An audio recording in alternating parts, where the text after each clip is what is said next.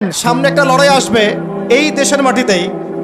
এটা আমাদের ভবিষ্যৎবাণী না, এটা আমাদের দূরদর্শিতার আলোকে বলছি। একটা তো লড়াই দেখছেন প্রকাশ্য কুফুরির সাথে তাওহীদের লড়াই। একটা লড়াই দেখছেন না, প্রকাশ্য কুফুরির সাথে কিসের লড়াই? তাওহীদের। সামনে একটা লড়াই দেখবেন মডারেট ইসলামের সাথে প্রকৃত ইসলামের লড়াই। নতুন একটা ব্যাটল দেখবেন সমাজের মধ্যে চলবে, কথায় কলমে, টকশোতে, ময়দানে, ওয়াজ মাহফিলে, সব জায়গায় দেখবেন একটা নতুন ব্যাটল সামনে আসবে। মডারেট ইসলাম মানে সুশীল মার্কা ইসলাম, বুঝেন নাই? সুশীল মার্কা পশ্চিমা আদলের এক ইসলাম, পশ্চিমাদের সন্তুষ্টি সাধনকারী ইসলাম, এবং যে ইসলামটাকে ওরা প্রমোট করবে, এর সাথে একটা লড়াই দেখা যাবে যারা নবী মুহাম্মদ সাল্লাল্লাহু আলাইহি ওয়াসাল্লাম এবং সাহাবীদের সেই সিরাতের আদলের ইসলাম মানে, এইটার সাথে একটা কনফ্লিক্ট সামনে দেখবেন আপনারা, দেখে নিয়েন ইনশাআল্লাহ। কারণ আমরা খুব গভীরভাবে অবজার্ভ করছি বিষয়গুলো, যে যারা এতদিন পর্যন্ত সুযোগ সন্ধানী ছিলেন তারা এখন মডারেট ইসলামের দীক্ষায় দীক্ষিত হচ্ছেন। এই ইসলাম দিয়ে আল্লাহর জমিনে দিন কায়েম হবে না। ইসলামে আল্লাহর জমিনে দিন কায়েম করতে হলে সাহাবীদের ইসলাম নিয়ে আসতে হবে বাংলার জমিনে। আর সাহাবীদের ইসলাম শুধু আমর বিল মারুফের ইসলাম ছিল না, এখানে নাহি আনিল মুনকারও ছিল। মানে আপনারা হয়তো বোঝেন নাই, মানে শুধু সৎ কাজে আদেশের ইসলাম ছিল না, বরং অসৎ কাজে নিষেধের ইসলামও ছিল। শুধুমাত্র আমরা ভালো ভালো কথা বলবো, অন্যায় নিষেধ করব না, শুধুমাত্র তাবলীগের কথা বলবো, আল্লাহর জমিনে দিন কায়েমের কথা বলবো না, প্রয়োজনে আমরা জুলুমের বিরুদ্ধে দাঁড়িয়ে যাব না, জালেমের বিরুদ্ধে প্রতিবাদ করব না, এইরকম ইসলাম, এইরকম মানহাজ দিয়ে আপনি বাংলাদেশের জমিনে দিন কায়েম করতে পারবেন। এখন কথা হচ্ছে, আমি অনেক গভীরে চলে যাচ্ছি। যুবক ভাইদেরকে বলছিলাম যে নামাজের সাথে তেলাওয়াত ধরে রাখেন, আজকার ধরে রাখেন, ওলামা একরামের সোহবত ধরে রাখেন, এবং প্রকৃত ইসলাম আর এই protestant version of Islam, moderate Islam, এর পার্থক্য বোঝার চেষ্টা করবেন। ইসলাম শিখবেন আল্লাহ, তার রাসূল এবং সাহাবীদের কাছ থেকে। ইসলাম আমাকে পশ্চিমাদের কাছ থেকে শিখতে হবে না, ভারতের কাছ থেকে শিখতে হবে না, এই সুশীলদের কাছ থেকে শিখতে হবে না, এই মুনাফেক মার্কা বুদ্ধিজীবীদের কাছ থেকে শিখতে হবে না। ইসলাম শিখবো কোত্থেকে? সাহাবীদের কাছ থেকে। কাদের কাছ থেকে? এবং সিরাত থেকে আমি দলিল নিব। কোত্থেকে দলিল নিব? সিরাত থেকে, কোরআন থেকে এবং সুন্নাহ থেকে আমি দলিল নিব। আমি পশ্চিমাদের থেকে দলিল নিব না। একটা বিষয়ে স্পষ্ট মনে রাখবেন, ওরা যে ইসলামটাকে প্রমোট করবে, নিঃসন্দেহে সেই ইসলামের মধ্যে আব্দুল্লাহ বিন উবাইয়ের একটা মানহাজ থাকবে। ওদের ইসলামের সাথে আব্দুল্লাহ বিন উবাইয়ের মানহাজ জড়িত থাকবে। খবরদার এই ট্র্যাপে পা দিবেন না, আল্লাহ পাক আপনাদেরকে হেফাজত করেন, আমিন। এরপরে আসেন যে পয়েন্টটা নিয়ে আমি এদিকে চলে আসছি, যে আমাদের সমাজের এই সংকটগুলা, যে বড় বড় লেভেলের সংকটগুলো, এগুলোকে যদি আমরা দূর করতে চাই, তাহলে আল্লাহর কসম করে বলছি, রাষ্ট্র ব্যবস্থায় পরিপূর্ণ ইসলাম কায়েম না হওয়া পর্যন্ত আমরা পরিপূর্ণ স্বাধীনতা অর্জন করতে পারবো না। এইটা একদম নিজের মধ্যে সূরা ফাতিহার মতো মুখস্থ করে নেন। যতই আমরা জনবল দেখাই না কেন, যত মাহফিল করেন, যত প্যান্ডেল নিয়ে আসেন, হ্যাঁ, যত আপনি স্লোগান দেন, আরও তো অনেক কিছু করছি আমরা, ঠিক আছে, কাজ তো ভালো, আলহামদুলিল্লাহ, কোনো সমস্যা নাই। বাট এই কাজগুলো ভাটা পড়ে যাবে যদি উপরের লেভেলে ইসলামকে নিতে না পারি আমরা। এমনকি মসজিদের মধ্যেও আমরা স্বাধীন থাকতে পারবো না যদি আমরা রাষ্ট্র ব্যবস্থা ইসলামকে নিতে না পারি। গত 10 বছর দেখেন নাই, জুমার খুতবা কি দেওয়া হবে সেটার উপরে চাপ প্রয়োগ করা হয়েছে। ওয়াজ মাহফিলে কি বলবেন, কি বলতে পারবেন না, তার উপরে আপনাকে নজরদারি করা হয়েছে। আমরা তো এমন একটা হালতে ছিলাম যে বাসায় ঘুমালেও বাসার বাইরে ওই গোয়েন্দা সংস্থার লোকজন বসে থাকতো। কোথায় যায়, কি করে, কার সাথে ফোনে কথা বলে, কে তাকে কল দেয়, যে কল দিল তার সাথে এর কি সম্পর্ক। আমাদেরকে কল দিলে তো মানুষই বিপদে পড়তো, আর কি, কল দিয়ে তারাই বিপদে পড়তো। কার সাথে দেখা করে, কে বাসায় আসতেছে, কে যাচ্ছে। এই যে একটা, মনে আছে দাজ্জাল যে দ্বীপে বন্দী আছে, একটা হাদিস আছে না, একটা যে তামিমদারি রাদিয়াল্লাহু আনহু হাদিস। প্রথমে একটা প্রাণীর সাথে দেখা হয়, সেই প্রাণী জিজ্ঞাসা করে যে তোমরা কোত্থেকে আসছো, মনে আছে হাদিসটা? তো ওই প্রাণী নিজের পরিচয় দিয়েছিল কি, যে আমি জাসাস। আমি কে? জাসাস। আমি কি?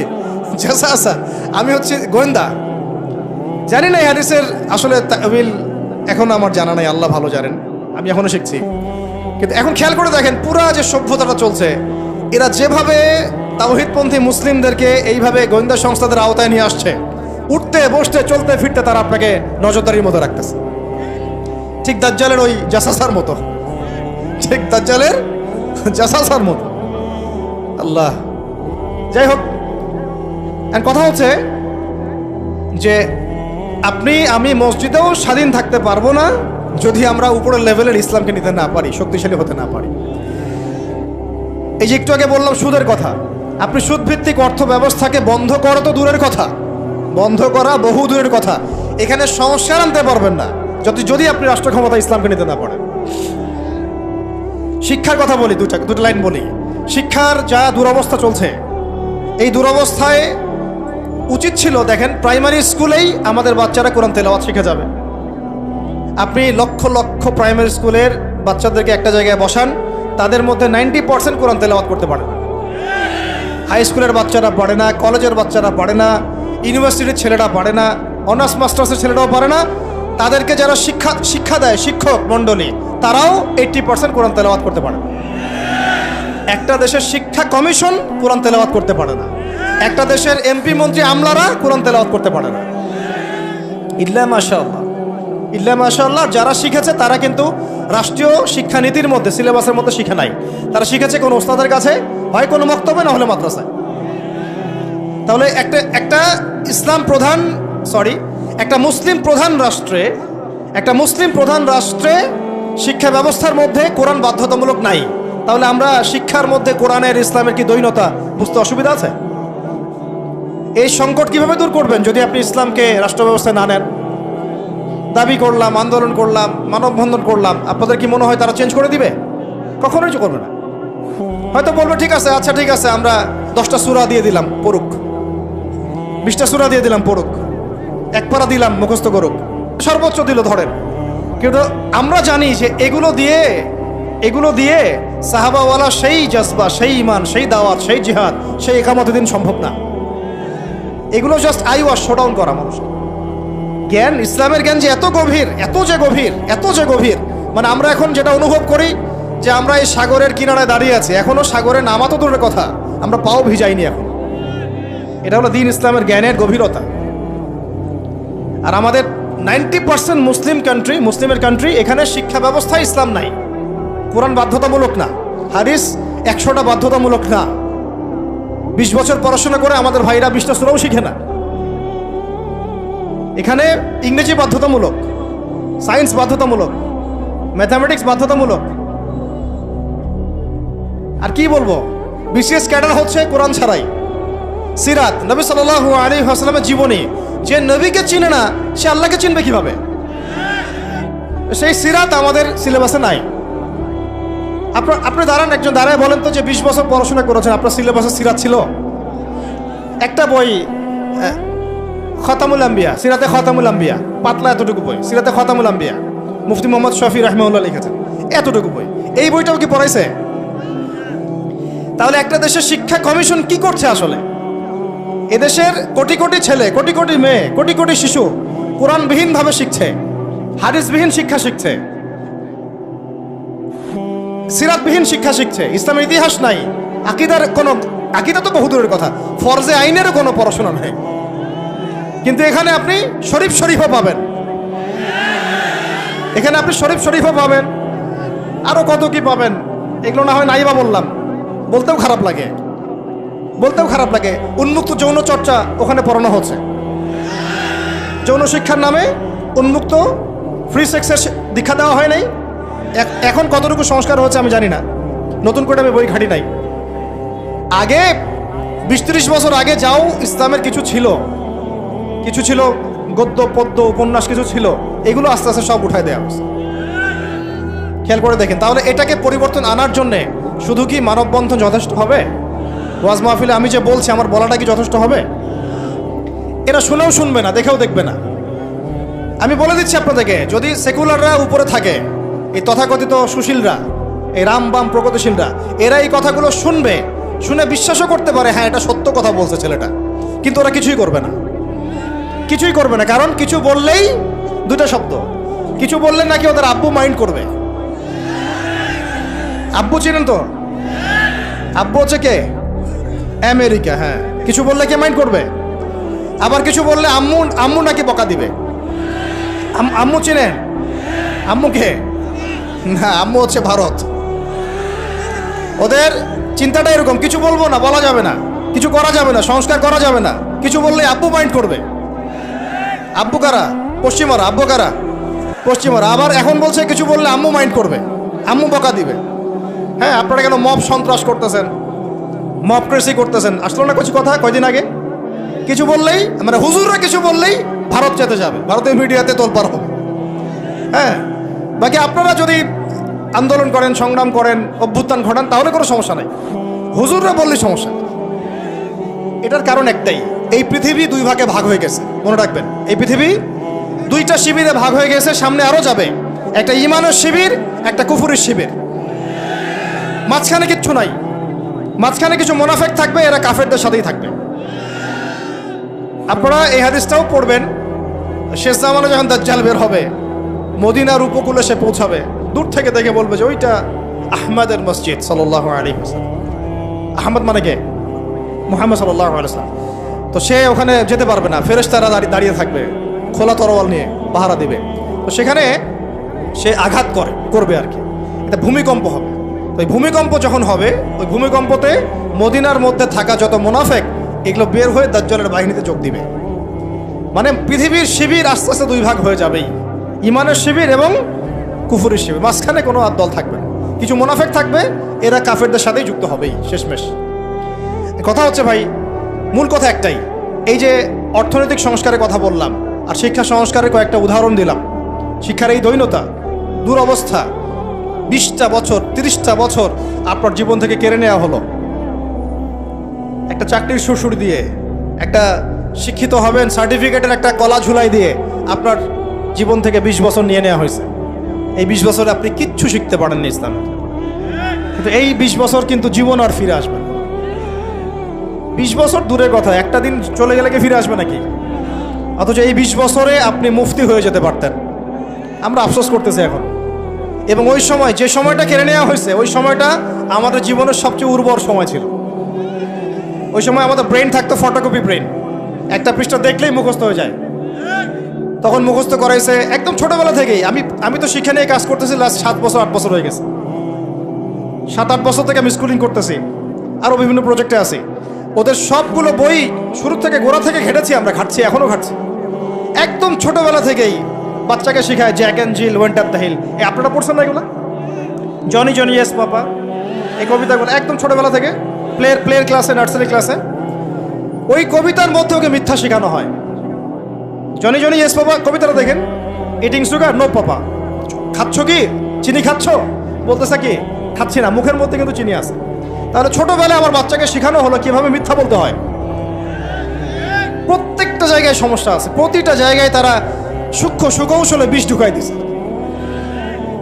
প্রবলেমের মানে সমস্যার গোড়া যে এত গভীর, কোনটা ছেড়ে কোনটা বলবো আমরা হুঁশ পাচ্ছি না। এই জন্য পুরো মূল সমাধানের জায়গাটা বললাম, ওইটা যদি ঠিক হয়ে যায় বাকি সবগুলো ঠিক হয়ে যাবে ইনশাআল্লাহ। আর এখন বিগত প্রায় 50, 60, 70 বছর থেকে বাংলাদেশে দাওয়াতের কাজ অনেক হয়েছে আলহামদুলিল্লাহ, এখনও হচ্ছে, দৈনন্দিন হয়েই যাচ্ছে ইনশাআল্লাহ। একটা জেনারেশন তৈরি হয়ে গেছে আলহামদুলিল্লাহ, যারা আল্লাহর জমিন, আল্লাহ দিন কায়েমের জন্য জান পর্যন্ত দিতে পারবে।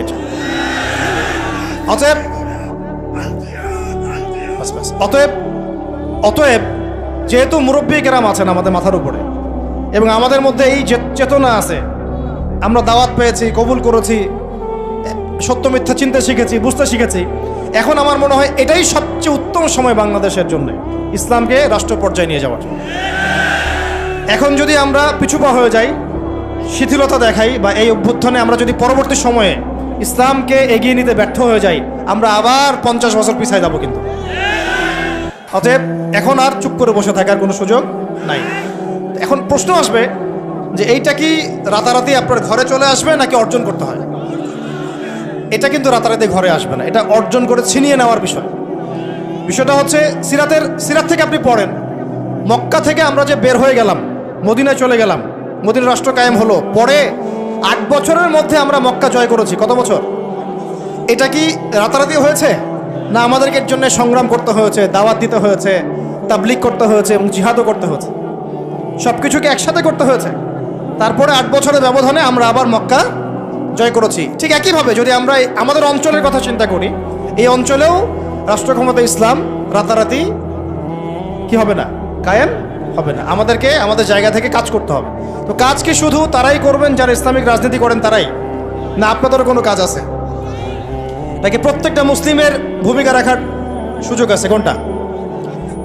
আচ্ছা, আমার আপনার উপর কোনো দায়িত্ব নাই? এই সব দায়িত্ব কি ওলামায়ে কেরামদের? কিছু হলে তো অনলাইনে আপনারা খুব গালাগালি করেন, দেখি আমি মাঝে মাঝে, আলেম ওলামারা কি করে, আলেম ওলামারা কি করে, আলেম ওলামারা কি করছে, আলেম ওলামারা নাই কেন, এই শুনিয়ে উনি কেন কথা বলে না, উনি কেনই করে না। তো সব কিছু কি ওলামায়ে কেরামের কাঁধে চাপিয়ে দিচ্ছেন আপনারা? তারা কি এই উম্মার নবী? ওয়ারাসাতুল আম্বিয়া, কিন্তু নবী কি?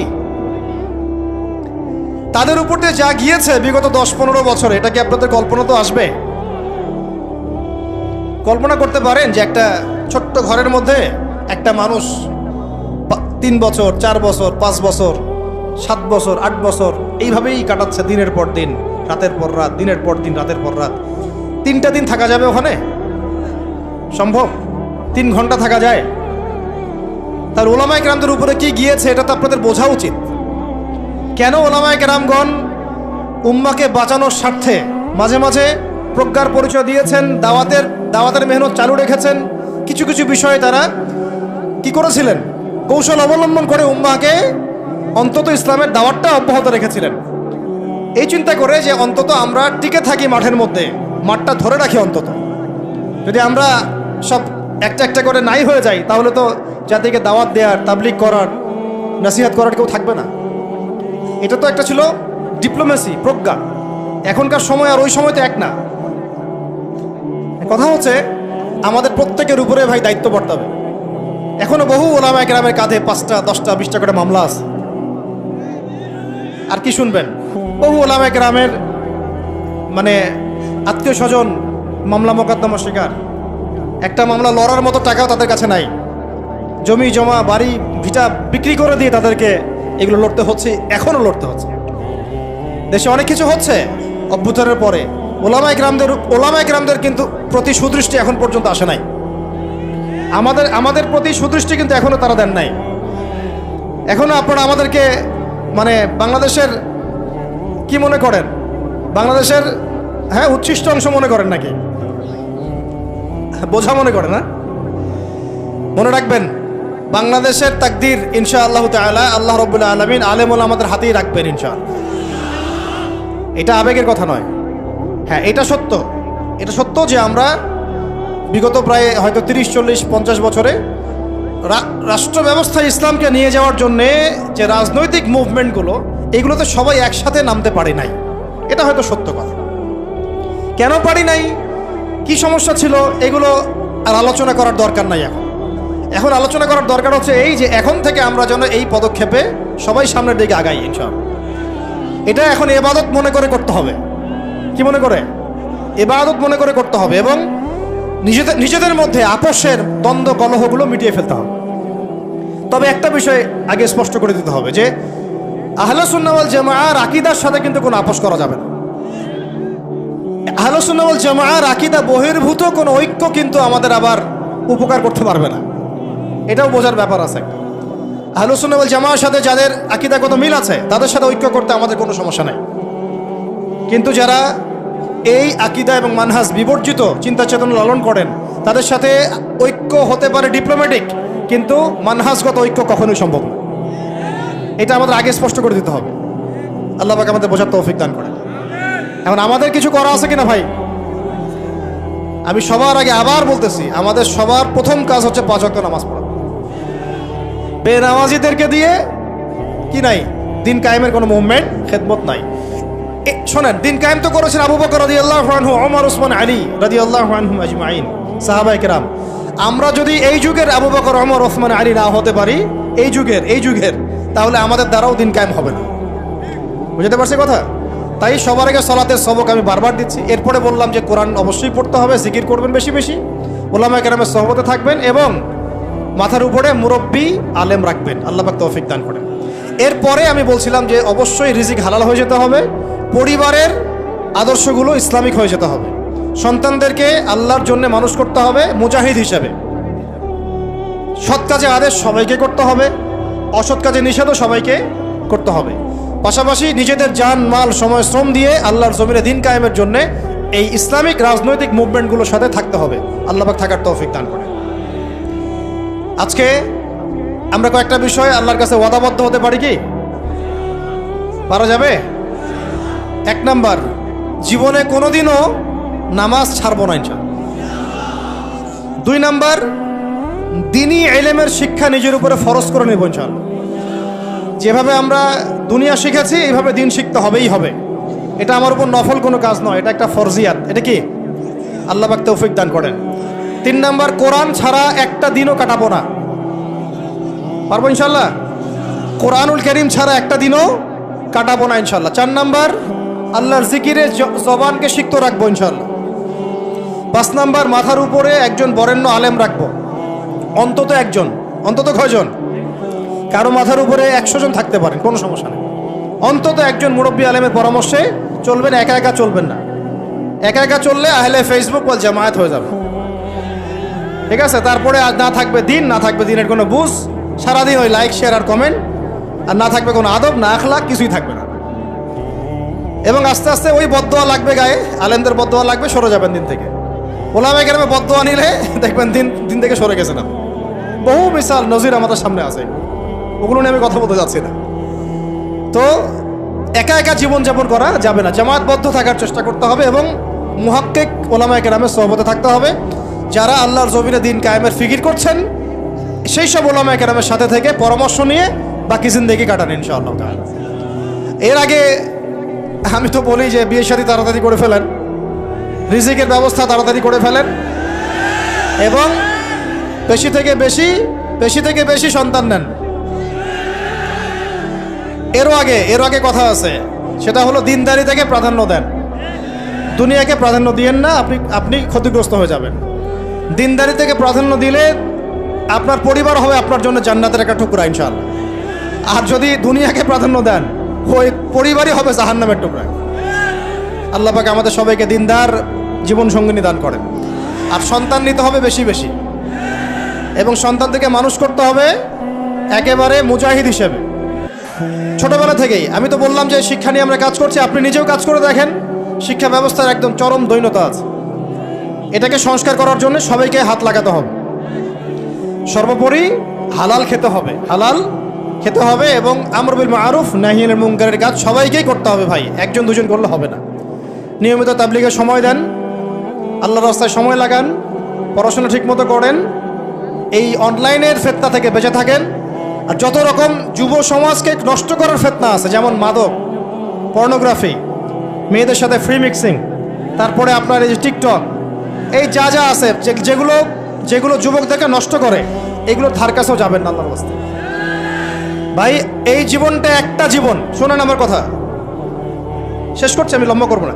এই জীবনটা একটা জীবন ভাই, আপনাদেরকে বলছি, আমাদেরকে সবাইকে আমরা নিজেকে নসিহত করছি আর কি। জীবন একটা, কয়টা? একটা দিন চলে গেলে ফিরে আসবে না, একটা রাত চলে গেলে ফিরে আসবে না। আমরা যদি একবার কবরে চলে যাই ফিরে আসতে পারবো না। যা করার এই জীবনে করতে হবে। হেলায় খেলায় এই পশ্চিমাদের ফাঁদে পড়ে, কাফেরদের ফাঁদে পড়ে, তাগুত মুনাফিকদের ফাঁদে পড়ে, ইবলিসের এই বাহিনীর ফাঁদে পড়ে জীবন নষ্ট করা যাবে না। জীবনে যা করেছি তওবা করে ফিরে আসবো, যা করেছি কি করব? তওবা করে ফিরে আসবো। বাকি জিন্দেগি আল্লাহর জন্য কাটিয়ে দেবো ইনশাআল্লাহ। বাকি জিন্দেগির প্রতিটা দিন রাত, ওঠা বসা চলাফেরা শুধুমাত্র একজন ব্যক্তিকে অনুসরণ করবো আমরা ইনশাআল্লাহ। তার নাম কি? মুহাম্মদ রাসূলুল্লাহ সাল্লাল্লাহু আলাইহি ওয়াসাল্লাম এবং তার সাহাবীদেরকে অবশ্যই। এছাড়া আমাদের সামনে আর কিচ্ছু নাই, আর কোনো রাস্তাও খোলা নাই। আমাদেরকে বুঝতে হবে আল্লাহ পাক এই দুনিয়াতে আমাদেরকে তার ইবাদত করার জন্য পাঠিয়েছেন। আল্লাহ পাক দেখতে চান আমলে কেউ আহসান, আল্লাহ পাক দেখতে চান আইয়ুকুম আহসানু আমালা। আল্লাহ পাক সাফল্য বলতে তাই বুঝিয়েছেন, ফামান যুহজিহা আনিন নার ওয়া উদখিলাল জান্নাতা ফাকাদ ফাজ। ওইটাই সাফল্য, দুনিয়ার সাফল্য চিরস্থায়ী নয়। আল্লাহ পাক আমাদের তরুণ ভাইদেরকে কবুল করেন, আমিন। নিজেদের জান মাল সময় শ্রম ব্যয় করে উজাড় করে আল্লাহর জমিনে দিন কায়েমের মেহনতে আমরা আত্মনিয়োগ করবো ইনশাআল্লাহ। আর শুরুতে আমি বলছি না যে আপনি শুরুতেই রাস্তায় নেমে আসেন, নিজের আত্মসংস্কার করেন, নিজের নফসের সংস্কার করেন, পড়াশোনা ঠিক করে ফেলেন, আমল ঠিক করে ফেলেন, ওলামা কেরামের সোহবতে চলে আসেন এবং তাদের সাথে মশওয়ারা করে পরবর্তী পদক্ষেপ নেওয়ার চেষ্টা করেন। এক কথা, জমিন আল্লাহর, দিন হবে, দিন আল্লাহর, জমিন হবে কার? এই দিন আল্লাহর, জমিন আল্লাহর, বিধান চলবে কার? বাস আল্লাহর জমিনে আল্লাহর বিধান প্রতিষ্ঠার জন্যে আমাদের সবাইকে আত্মনিয়োগ করার তৌফিক আল্লাহ পাক দান করেন, আমিন। আল্লাহ পাক আমাদের সবাইকে পরিপূর্ণ নামাজি হয়ে যাওয়ার তৌফিক দান করেন, শরিয়া বোঝার তৌফিক দান করেন, শরিয়ার বিধানগুলো বাস্তবায়ন করার তৌফিক দান করেন। আল্লাহ পাক ইসলামকে রাজনৈতিক ক্ষমতায় নিয়ে যাওয়ার তৌফিক দান করেন। আল্লাহ পাক আল্লাহর জমিনে আল্লাহর বিধানগুলো কায়েম করে ফেলার তৌফিক দান করেন। আসন্ন রমজানে আল্লাহ পাক আমাদের সবাইকে সুস্থ রাখেন, সবাইকে নিরাপদে রাখেন এবং সমস্ত রোজাগুলো হকাদায় করে করার তৌফিক দান করেন। আল্লাহ পাক আমাদের সবাইকে কোরআনওয়ালা বানায় দেন, সুন্নাহওয়ালা বানায় দেন। সাহাবায়ে কেরামের মানহাজে দিন কায়েমের তৌফিক দান করেন। সিরাত মুখস্থ করে ফেলার তৌফিক দান করেন। ইসলামী শিক্ষায় শিক্ষিত হওয়ার তৌফিক দান করেন।